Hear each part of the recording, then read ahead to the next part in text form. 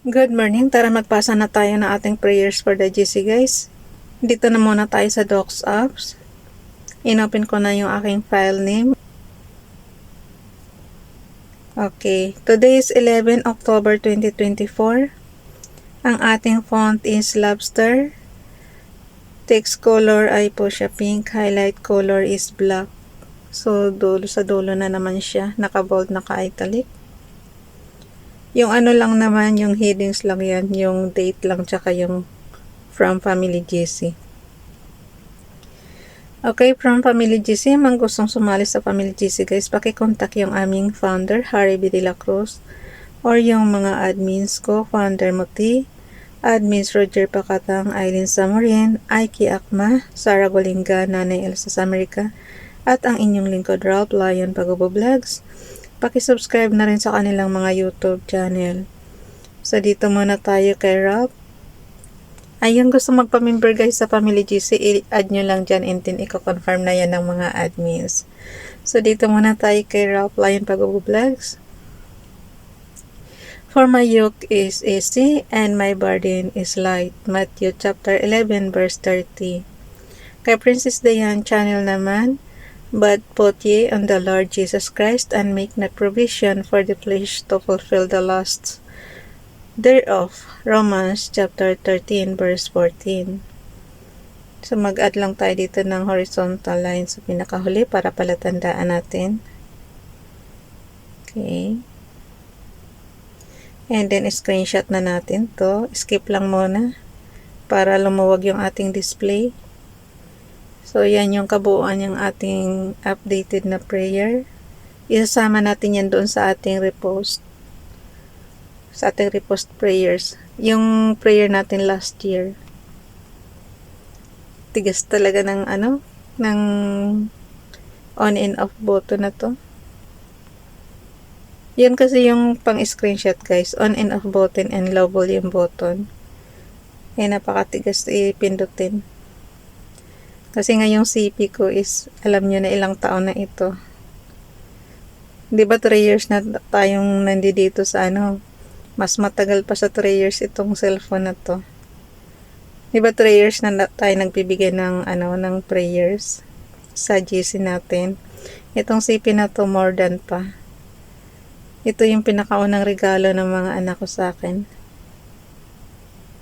I think nasa 6 years na ito or 5 years yung CP ko na to. Ganun na siya kaluma. Pero hindi ko pa rin napapakinabangan ko pa rin siya. Hanggat mapakinabangan ko siya, hindi ko siya itatago. Kasi yung mga CP kong luma, tinatago ko lang yun. Kasi alam niyo na marami tayong memories na sa mga CP, di ba, yung lalo na yung mga picture natin guys, kasi dumarating sa time natin na hindi na tayo mahilig magpa-picture. Ngayong matanda na tayo, pero nung kabataan natin ang dami nating pictures, so mga magandang memories natin yan, kaya kinikip ko yung mga CP ko na luma. Okay, tapos dalhin na natin yan. After natin ma-crop, edit na sandali. After natin ma-crop, dalhin natin yan sa ating slides apps. So, punta kayo sa slides apps guys. Pili kayo dyan ng slides apps. Nandyan sa, play music, meet, so, slides. Ewan ko kung saan banda yung sa inyo, basta ako nandito siya. Kasi 'di ba depende yan kung paano pagka-arrange doon sa nyo, sa menu bar nyo. Ay, sa menu pala. Menu bar talaga. Okay, dito na tayo sa edit slide tayo. Punta tayo sa number 11. Kung anong date tayo ngayon. So, punta tayo sa number 11. Ito yung last year natin na prayers. Dagdagan lang natin. Edit muna natin yung ating background. Replace lang natin siya. From photos, and then yung kay Princess Dayan channel, so automatic napalitan siya, tsaka shoot kagad siya sa template. Hindi mo na kailangan Kasi once na mag-replace ka lang ng graphics, na ano kagad siya. Kung paano siya na-layout nung nakaraang taon, ganun din. So, itong luma natin, basahin lang natin and then, ibaba ko muna sandali para mailagay ko yung bago. So, plus muna natin, image from photos.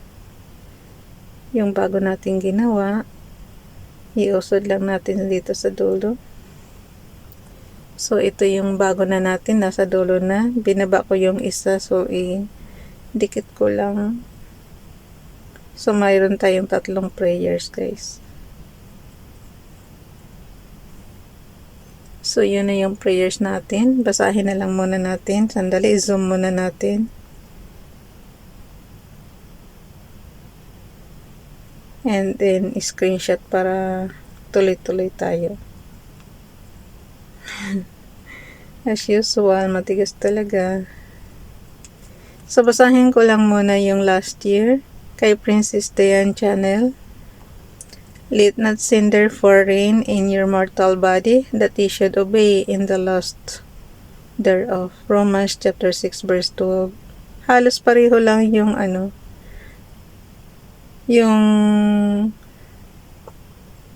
Romans chapter 13 verse 14 tsaka yung Romans chapter 6 verse 12. Okay. Dito naman tayo kasi halos lang guys ganon yung prayers ni Princess Diane Channel. Halos magkapareho.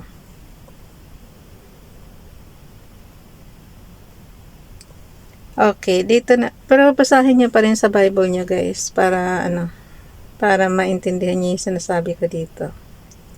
Kay Ralph Lyon Pagubublogs naman, Behold, I am the Lord, the God of all flesh. Is there anything too hard for me? Jeremiah chapter 32 verse 27. Bible King James Bible. Pakinggan niyo guys. Behold, I am the Lord, the God of all flesh. Is there anything too hard for me? Jeremiah chapter 32 verse 27. Bible King James Bible. Dito naman tayo kay Nanay Elsa sa Amerika. Paki-subscribe guys sa kanyang YouTube channel. Life is beautiful, enjoy it. A beautiful life does not just happen. It's built daily with love, laughter, sacrifice, patience, grace, and forgiveness. Good morning. Thank you, Sis Elsa. So, i-edit na natin yung ating in-screenshot kanina doon. Bago natin binasa, diba, in-screenshot natin. So, ika-crop lang natin yan. Bilisan na at ubos na naman ang oras natin. Okay. So, yan na yung ipapasa natin sa GC. Save lang. Tapos yung pinag-grapan, pa-delete mo na. So, delete na natin yan. Alam nyo guys, ang dami ko na namang graphics, kaya kailangan ko na namang mag-delete. Grabe. Wala na naman akong oras. So, punta muna tayo sa ating sheets apps. Yung pinaka-store room natin. Pinaka-storage room natin. So, punta lang tayo sa file name na Prayers for the GC. So, dito tayo sa column C. Di ba puno na nga yung hanggang 10 lang yung natin. Hanggang October 10 lang yung A column. So, punta na tayo sa C column. Diyan tayo mag-add. Piliin mo lang yung plus sign. Ibig sabihin, mag-add ka. Minodriven ito guys, kaya huwag kayong mag-alala na kailangan kabisaduhin talaga. Hindi mo kailangan kabisaduhin. Matututunan mo yan pag kinakalikot mo talaga yung CP mo everyday. So, sa drawing lang, malalaman mo na kung anong commands yan. So, ando lang natin pag nagkamali. And then, pag naayos mo na, so, tsaka mo i-release. Kasi pag naka-blue movable pa yan So, release mo na kahit saang area. So, mayroon ka ng October 11. And then, yung bukas, October 12, ayan, nakabakante na siya. Pasa na natin sa GC. Okay.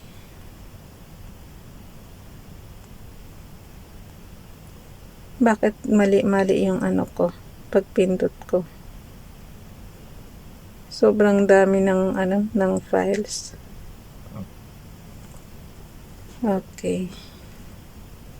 So, punta na tayo dito sa gallery. Ipasa na natin sa GC, guys. Gallery. So, yan yung ating graphics.